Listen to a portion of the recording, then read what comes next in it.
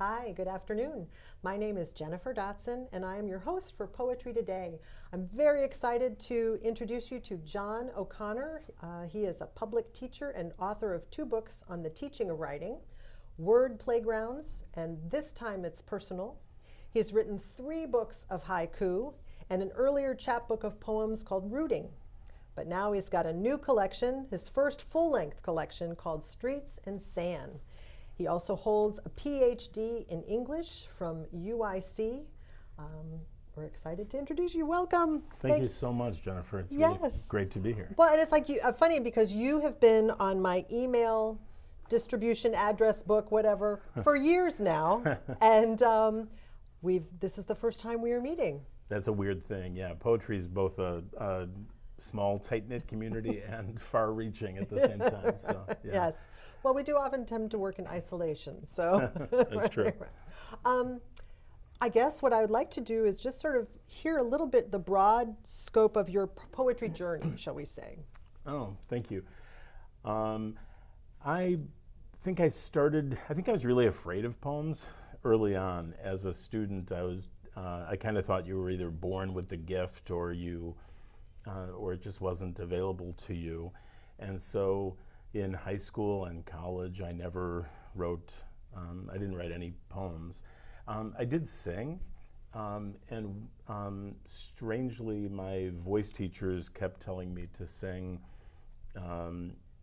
lyrics that were poems. So there were Yeats poems and E. Cummings poems and Robert Frost poems. And so these works had been set to music by composers? Music, yeah, wow, and by fancy composers, Benjamin Britten and Randall Thompson. And so reading those words was a really exciting experience for me, and I started thinking carefully about how words could be pronounced in different ways, how phrases could be conceived, and then I started thinking maybe this was possible. You noted that I have been a longtime teacher, and I do ask my students to write, and one time I remember very distinctly still, I said, this weekend write a poem, and one girl in class said, yeah, if it's so much, and I said, really have fun with it. And she said, if it's so much fun, why don't you do it? And I thought, great idea. And I tried writing the assignment, and I have ever since. Anytime I assign students anything, I take a shot at writing it too. So I think I kind of gradually got into it that way. Wow. Are any of those poems in the book? One of those poems is in the book. Well, that might be a good segue. It might be a good segue. And a good introduction. Nice. I like How it. subtle, right? Very subtle. I will say that this book of poems, Streets and Sanitation, is a book very much rooted in Chicago. And I grew up on the west side, but I was born on the west side. I grew up mostly on the northwest side. Lived for a long time, taught, and went to college on the south side. And now I live in the northern suburbs, so I've been kind of all over. And this is an early poem from describing an experience from the west side. It's actually also has a little bit of a funny story with a former student who came into class and bet me that the word flammable meant the same thing as inflammable. And I said, how could it? That doesn't make sense. Of course she was right. They're always right. You're right. That is counterintuitive, though. Okay. So this poem is called Refrain. Inflammable means flammable, like my memory burns, returns to that fire on the west side of Chicago, where I lived till I was 5. I still can't put it out of my mind, the giant puffs of black smoke and the reckless axes of the firemen and my father carrying me from my bed.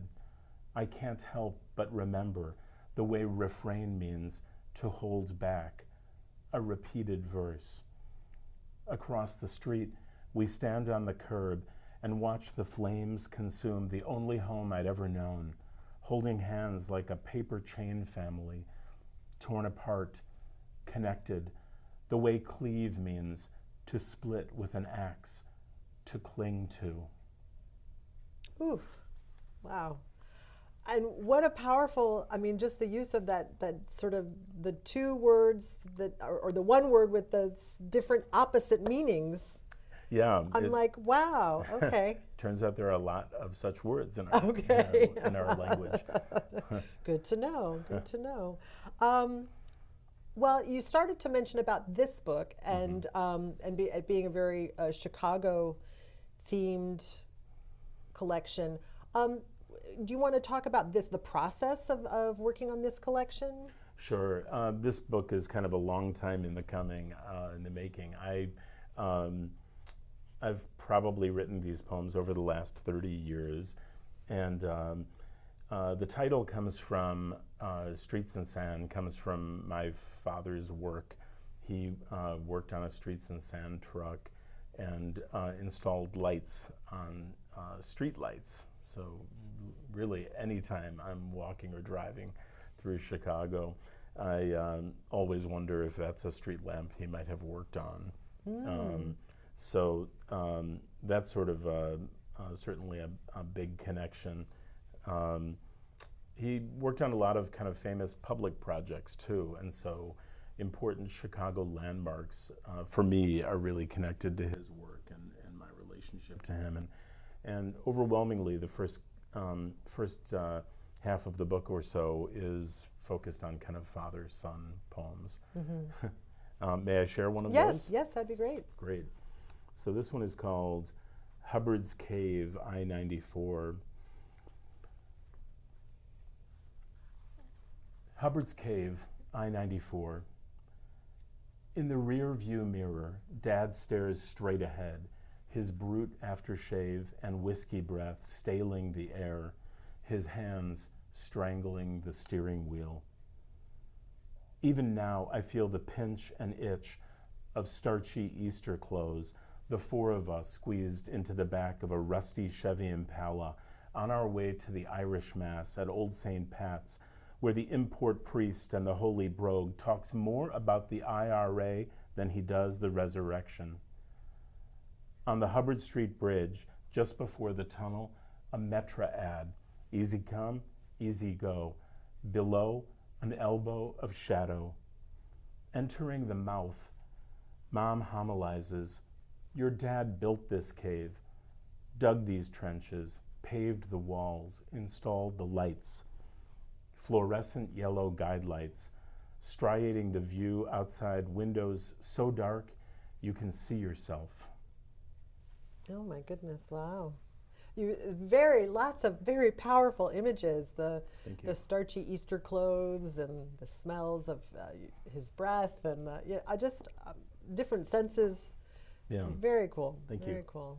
But yeah, to imagine, how old were you in this poem?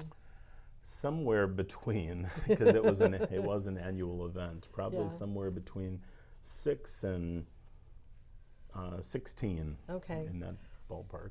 Well, still, to be told that, this is, that would be like especially if you were 6, it would be really like a cementing that geolocation in your psyche as this belongs to my dad, in Absolutely. some way, Right. He worked on the base of the Sears Tower, on the wall of the S-curve by the Drake Hotel on Lakeshore Drive. Gosh. So really kind of significant landmarks, even though I'm sure he was one of hundreds or thousands of workers. I think another aspect of that poem that comes up a lot in the book is the fact that my parents were Irish immigrants. And so their story, going to the Irish Mass was really critical for them to try to find a connection. Having left their families and trying to forge a new life in a new country. And is that your adult voice saying that the proportion of the Mass that was about the IRA versus the resurrection, or is that maybe the teenage participant, or I don't know? Yeah, it's such a great question. I think it's some combination of that. When I was quite young, my family urged me to consider the priesthood, and I took religion very seriously, and I did find it mildly shocking even then that the masses were so political. And then certainly as a, as an adult and, reading about Irish history and reading Irish poetry, so much of it, Seamus Heaney and W.B. Yeats, is focused on the war, on the Troubles. I find that both kind of fascinating and shocking at the same time. I just obviously made a important impression on you. Yeah. No, interesting. Very good. So so as you were developing this manuscript over a long period of time, did you have? I mean, did you find your publisher? Did it take a long time to find a publisher? It did. I really, I've been publishing steadily. We were joking a little bit before we started today about how difficult it is to find time, especially if you have other kinds of work. And as a teacher, I'm kept plenty busy with my students' work, and that's always come first. But I've been publishing pretty slowly but steadily over a long period of time, and the original title of this book was actually taken from, was called Can't You See? I'm Trying to Tell You I Love You, which is a line in a Groucho Marx movie that I loved. I thought it was both serious and profound, and really was kind of spoken toward my parents. I think thinking about it in terms of how do I also incorporate some of my life, my work as a teacher and my role as a parent to my own kids.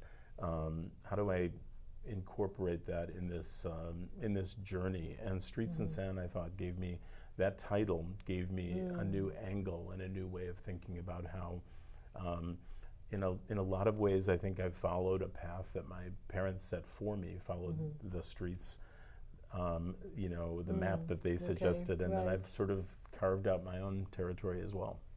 Although definitely rooted in this region, this area, Yeah. Yeah. Wow.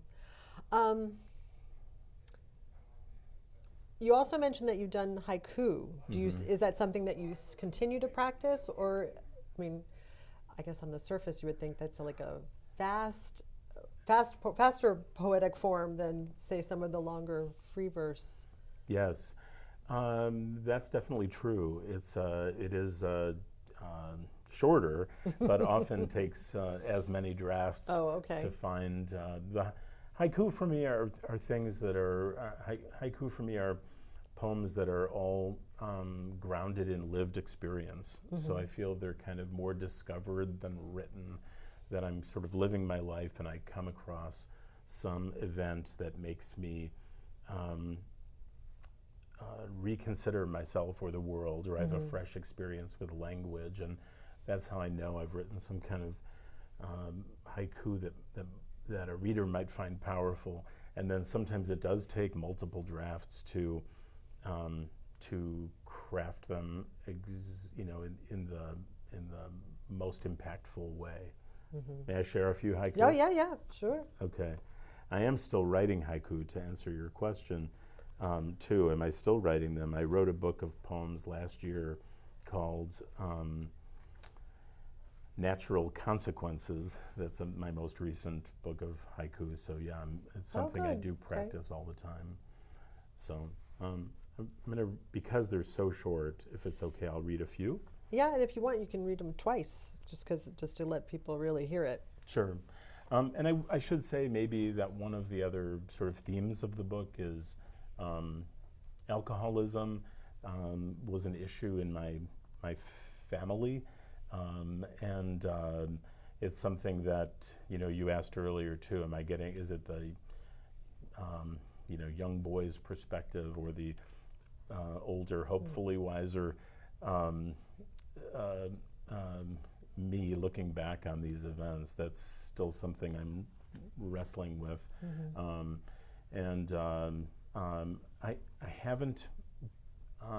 I haven't struggled with addiction personally, so I think that's made it difficult for me to fully understand how it impacted other people.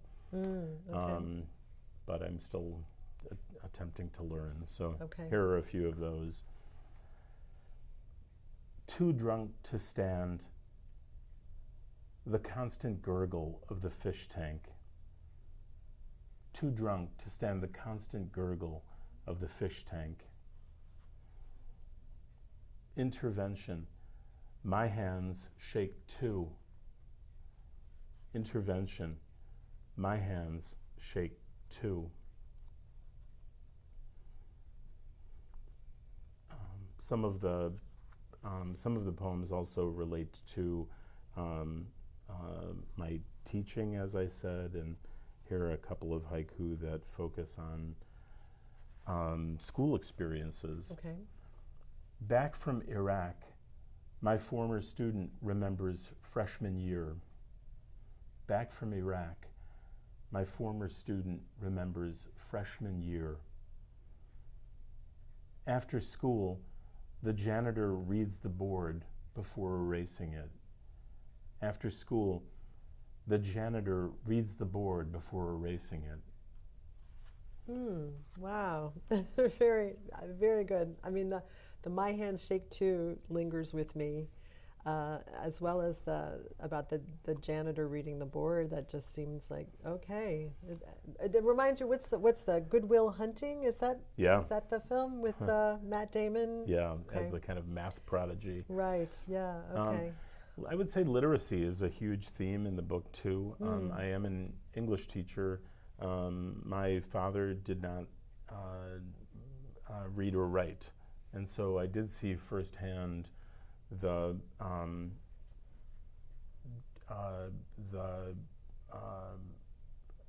ways in which not being fully literate in society can add tremendous stress and burden to a life.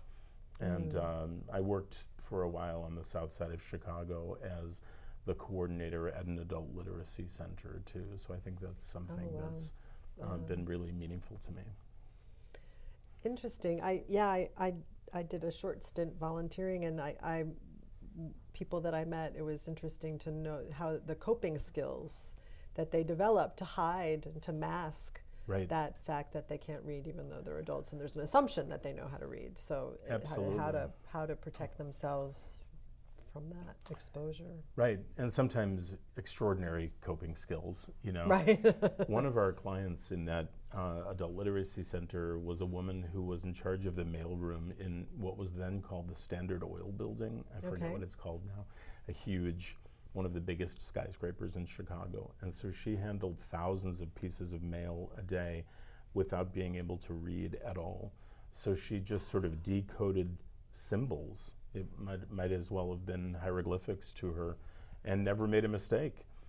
The thing that looks like this goes here, and it would be like the letter R. So a task that would have been really easy for somebody who was practiced became kind of heroic, I thought. Oh my goodness, yeah, you're not kidding. I guess also thinking about you as a teacher, now you've mentioned some of the poets that have influenced you, stressing a lot of Irish poets.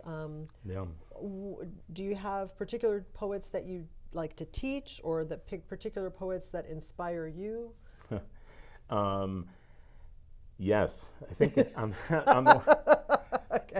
the one hand, I'm kind of easily inspired. I'm kind of in awe of so many poets. The poets that I think I teach more contemporary poets than the average teacher does. I think it's really important for teachers to pass on this idea of poetry as a present tense activity, not something ancient like Shakespeare or Homer, but that it's there's so many exciting poets in the contemporary scene. Yeah. So I think I do that.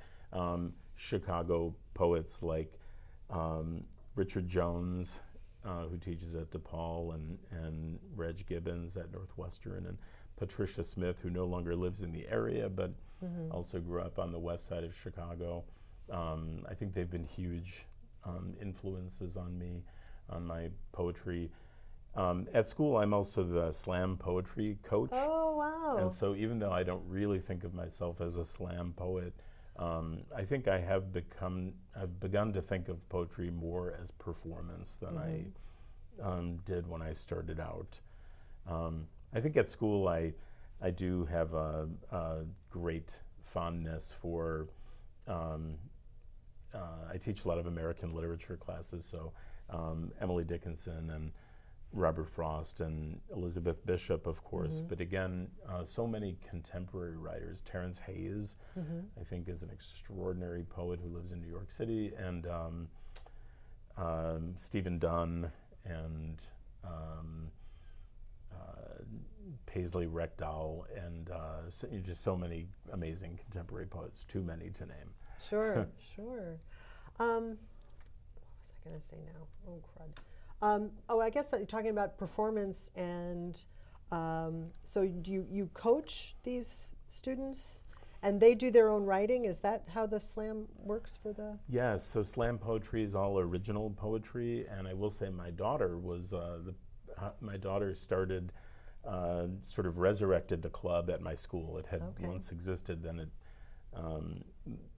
No one had any interest in it, and then when she was a freshman in high school, she said, we should have a slam team, and I said, okay, let's do it. And so many weeks, it was just my daughter and I sitting in a room, an empty room, waiting, maybe will others come.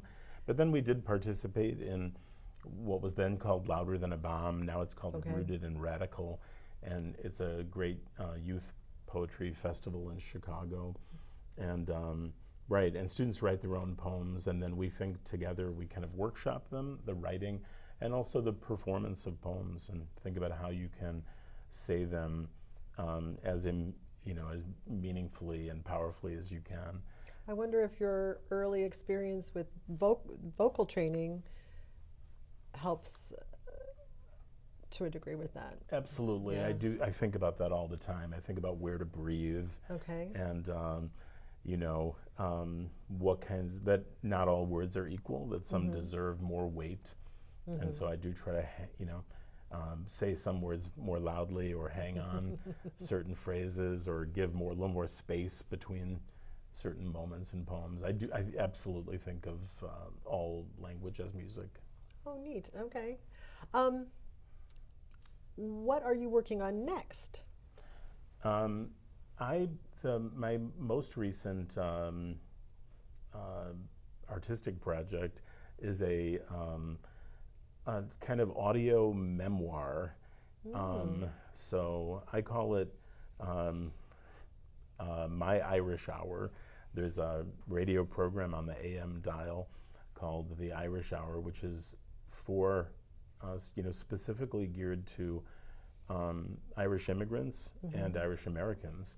And my parents listened to it faithfully. So what I'm trying to do is to use the form of that show to talk about my own life story, and of course my relationship with my parents.